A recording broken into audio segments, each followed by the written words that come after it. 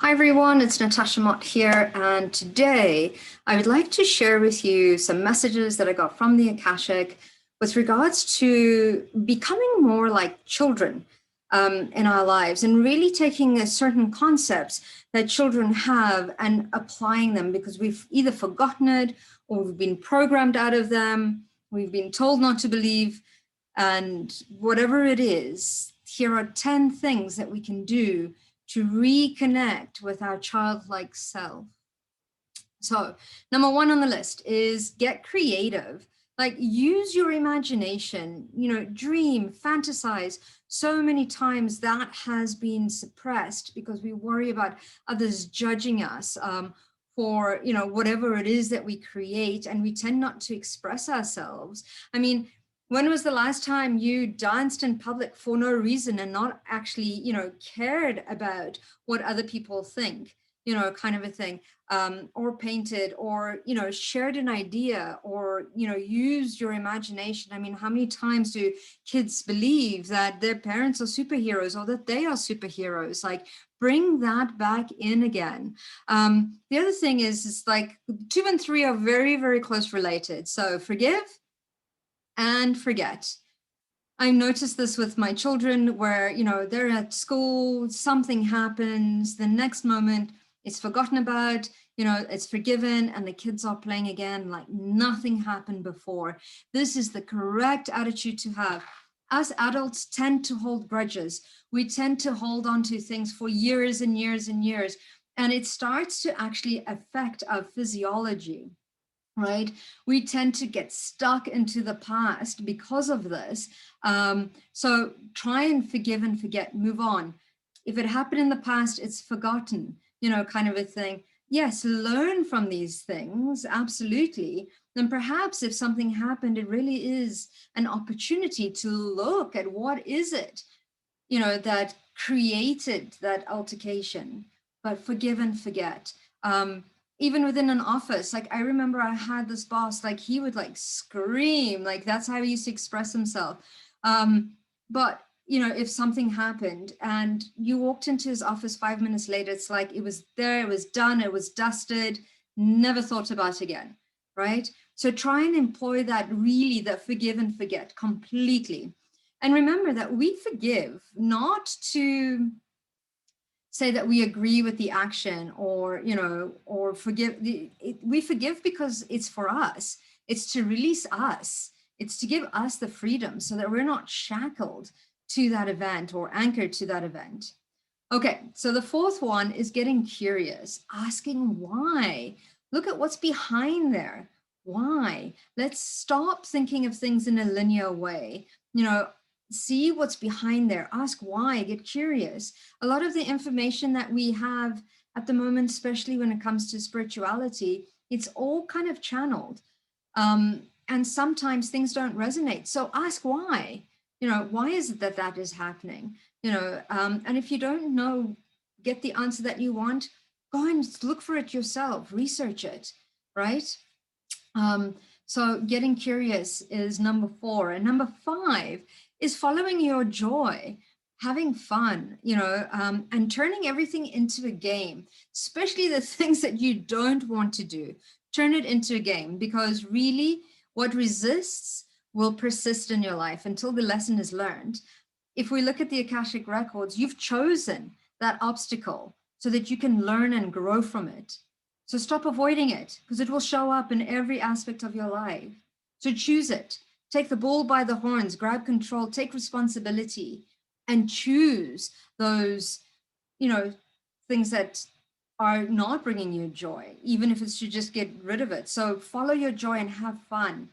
Turn that obstacle into something fun to do. Change your perception. Look at it from a different point of view. 6, see things without judgment.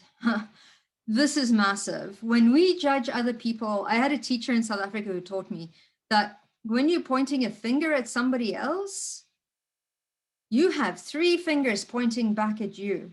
You have to do 3 times the work to overcome that, because when you're judging somebody else, it is really about yourself.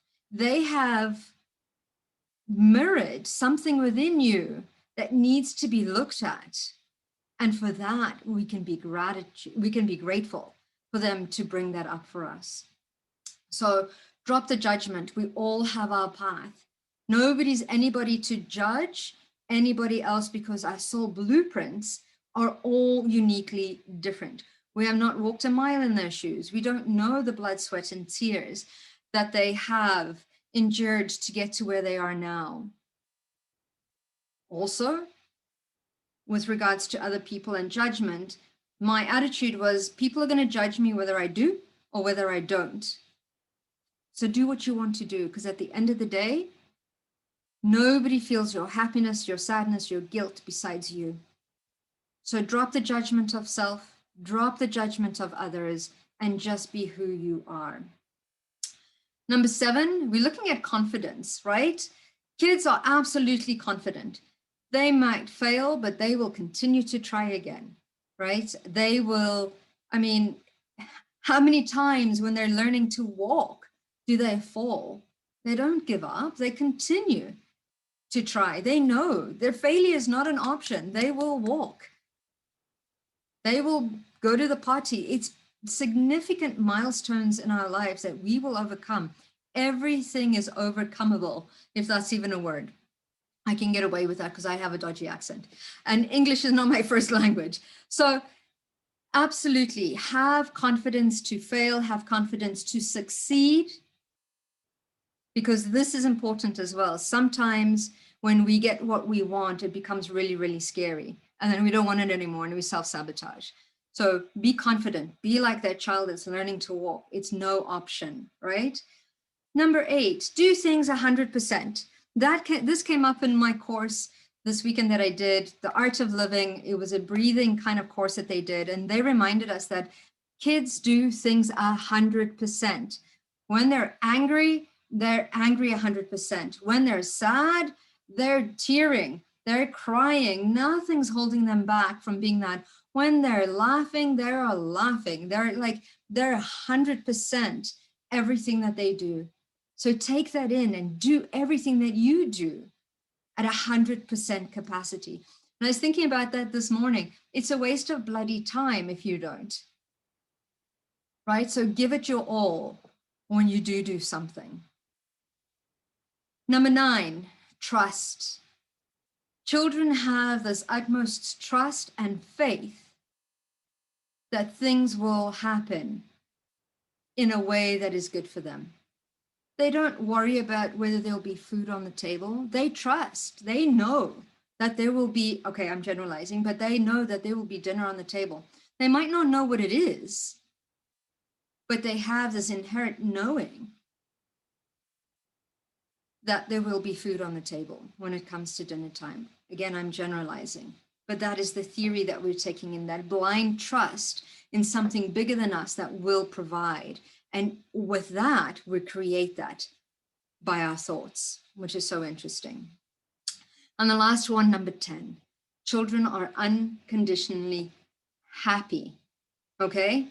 They don't generally, you look at a baby, it wakes up, it's smile, it's content. It's kind of like, it doesn't, it has its basic needs, but children choose to be happy, and happiness is a choice. And far too often we make that the responsibility of somebody else, but truly it is us that is in charge of our happiness. We are in charge and of taking responsibility for how we react, for working through our feelings and our emotions, but we can choose to be happy, just as children are. That is their natural state.